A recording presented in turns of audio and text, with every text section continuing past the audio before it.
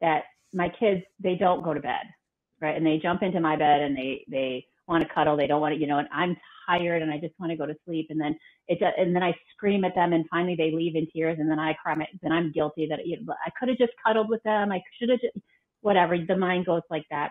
So then I thought, okay, well, I'm not going to let my emotion get to me, but then I'm faking it and they pick up on that energy. So I'm just laying there like, okay, honey, I would really like you to go to your room now because I want to go to sleep. And inside I'm going, get your ass to bed.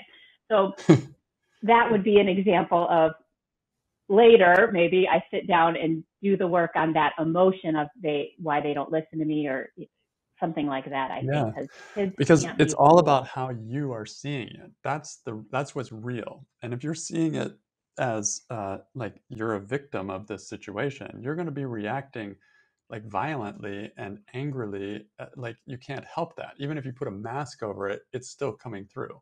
So the only way for that to change is that if I actually start to see it differently. And that's what the work's all about, like starting to see the same situation differently. And when I start to see their point of view, I start to see what I'm doing or not doing. I start to see where I still actually have a lot of control. All of those things like make me relax inside. Then the same situation, they come, they want to cuddle, and I want to go to bed. It doesn't matter what words I use. Some days I might be even saying something in a very direct way that people might say, "Oh my gosh, you're really tough" or something. But inside, I'm not in that victim place where I'm in this kind of just nasty place where I can be real. I'm not being mean. That's the difference. I can feel that because I'm not seeing myself as trapped. And that's why I love the work. It gets me out of that trapped feeling, just over and over and over.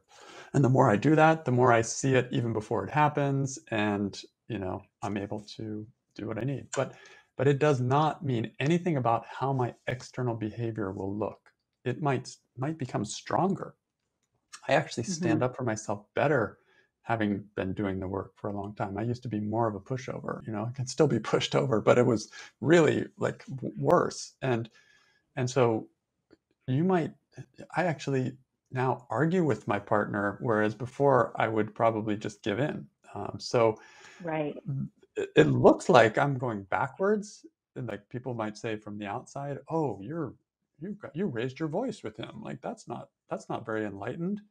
But what the difference is in me is like I'm feeling more calm and confident inside, and I'm not afraid of that little argument that might have to happen.